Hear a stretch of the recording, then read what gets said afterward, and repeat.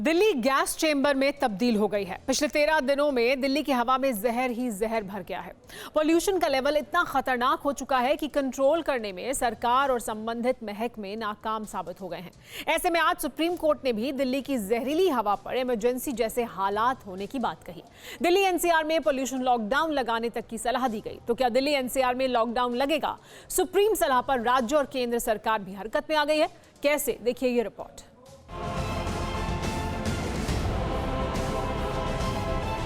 भाई मॉर्निंग में जो पोल्यूशन से गला ख़राब रहता है, आंखें जलने लग जाती है और सुबह विजिबिलिटी कम होती है। अभी इस दिवाली के बाद तो हमें धूप भी नसीब नहीं होता है। आंखों में जलन होती है, लेकिन सरकार इसके लिए कुछ कर नहीं रही है।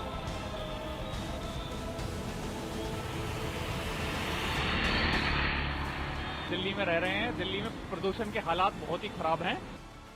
दिल्ली एनसीआर की हवा में जहर है। दिल्ली एनसीआर का पॉल्यूशन मीटर डेंजर जोन में पहुंच गया है।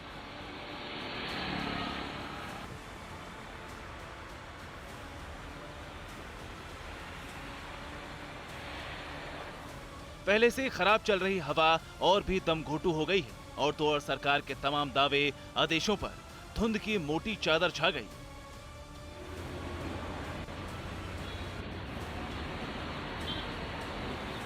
ऐसे हालात में जब दिल्ली एनसीआर में प्रदूषण पर सुप्रीम सुनवाई हुई तो सर्वोच्च अदालत की बड़ी फिक्र भी साफ नजर आई।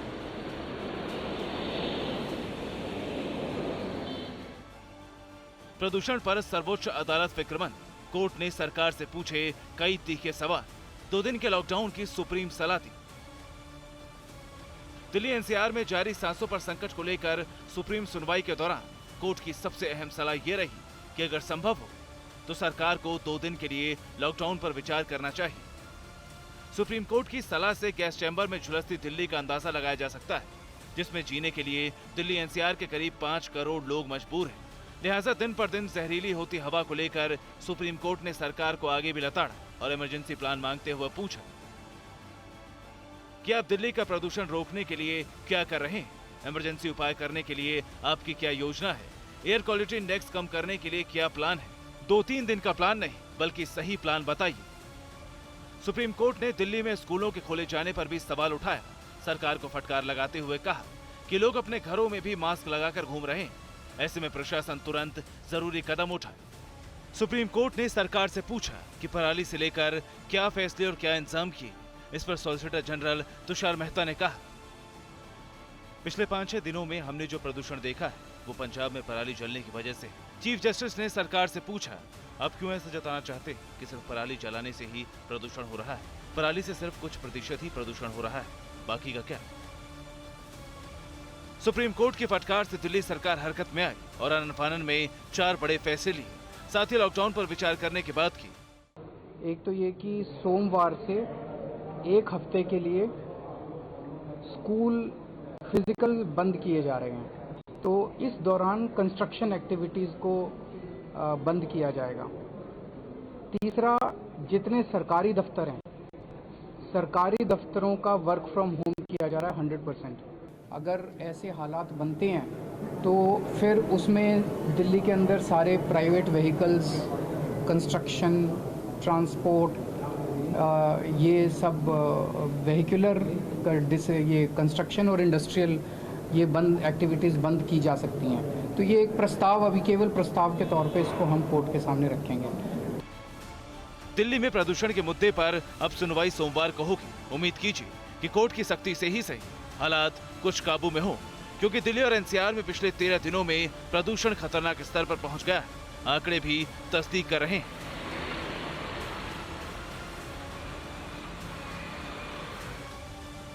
कि 1 नवंबर को दिल्ली का एयर क्वालिटी इंडेक्स 361, जो 4 नवंबर को बढ़कर 381 हो गया। 8 नवंबर को 413 और 13 नवंबर को 556 AQI के साथ हवा खतरनाक श्रेणी में पहुंच गई है। यहां कोई ऐसी जगह नहीं जहां एयर क्वालिटी इंडेक्स यानी प्रदूषण का लेवल 400 से कम हो। हर इलाके में एयर क्वालिटी इंडेक्स 400 से ऊपर है, जो डेंजरस श्रेणी में है।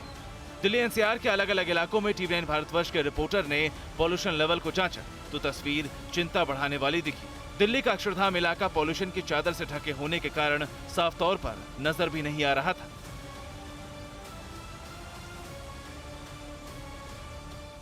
शनिवार की बात करें तो शनिवार की सुबह सुबह दिल्ली का जो औसत AQI यानी एयर क्वालिटी इंडेक्स है वो 499 दिखा रहा है, यानी कि सभी तरीके के जो रिकॉर्ड हैं वो टूट रहे हैं और प्रदूषण अपने चरम पर दिल्ली में पहुंच चुका है। दिल्ली में इस वक्त हेल्थ इमरजेंसी जैसे हालात बन चुके हैं। हम अक्षरधाम पर खड़े हैं, लेकिन आप देख सकते हैं कि दिल्ली में जो डेंसिटी है, विजिबिलिटी है, वो काफ़ी ज़्यादा कम नज़र आ रही है। यहाँ पर पूरी तरीके से स्मोक की चादर ने दिल्ली और NCR को पिछले कई दिनों से लपेट रखा है।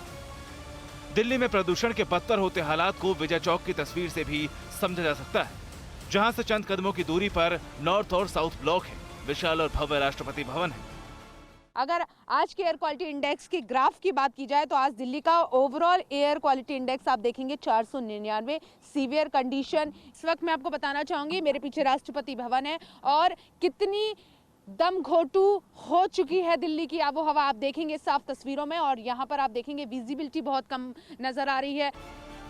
राजधानी की लोधी रोड, उद्योग भवन, गोल डाकखाना, जनपथ, ITO, मथुरा रोड, दिल्ली के तमाम अहम इलाकों में प्रदूषण दमघोटू था।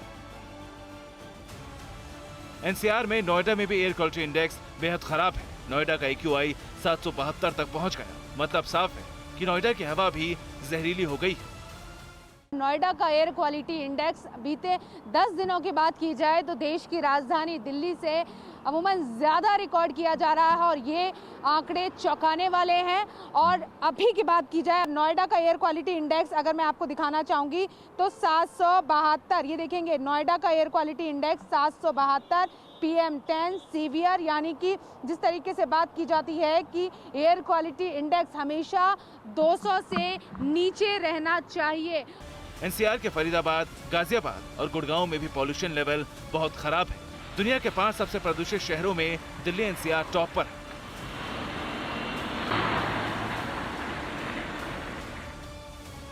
आंकड़ों के मुताबिक शुक्रवार को दुनिया के टॉप 10 शहरों में दिल्ली पहले नंबर पर थी।